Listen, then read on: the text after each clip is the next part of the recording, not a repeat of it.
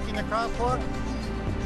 A lot of motorists will do that if you don't put in a bold stop line or yield line where it should be. They just come forward, and but it creates a real nightmare for a pedestrian, especially a child or a senior, who now has to wait another whole cycle of the light before they're allowed to go. National sustainability expert Dan Burden showed Mayor Caldwell and city and state officials areas that are hazardous for drivers and pedestrians in downtown Honolulu. This is a one-way street on King, and essentially all this traffic cannot, should not ever turn right. But look at this wide sweeping radius that invites the motorist to do the wrong thing. This intersection should be actually squared up to the point where when you look at the road, you're not supposed to turn right. Burden was invited to take the officials on a walk audit around downtown.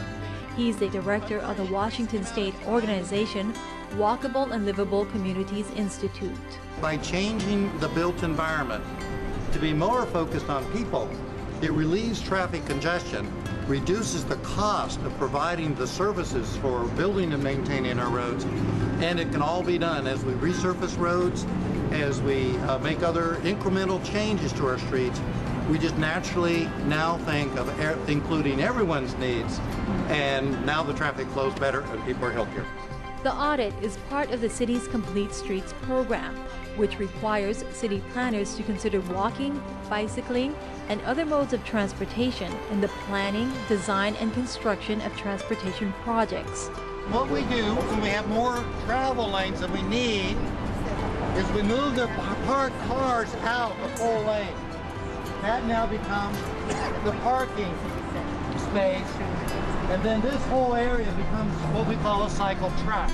And then you have really good travel by people bicycling, people walking, the speeds of the motors come down, the ability to make this into a more profitable center retail-wise goes way up.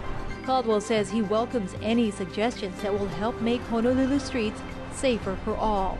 If we can slow the traffic down a bit, but actually make life better and safer in places like Moililili and Macaulay, when you think about the number of seniors who die in crosswalks, it's just unacceptable. And so anything we can do to improve it, improve safety in our community, and also improve the quality of life in our community, that's all good. And so we're really open to the suggestions and ideas that Dan comes up with.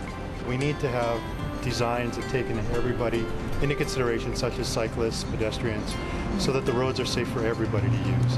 And so that when a police officer isn't there, there are calming devices or roadway designs that slow down the drivers, that make the roadways safe for everybody in the absence of officers present. We are thrilled to see this commitment by our political leaders, by our community members, because Honolulu County should not be the most dangerous city in the world for a pedestrian who is over the age of 65, and it has been for several years. And so we see this as a solution to make sure that our seniors are safe and that they have quality of life and that they stay connected to the community.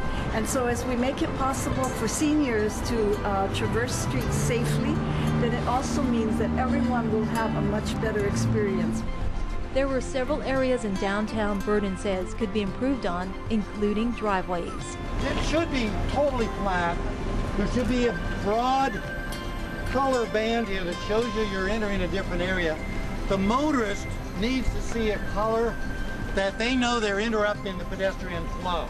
The downtown audit is the fourth one held on Oahu. Similar walks were done recently in Mo'iliili, Kailua, and Aiea. I want to look at the whole group of different solutions, and then make our city a more livable city.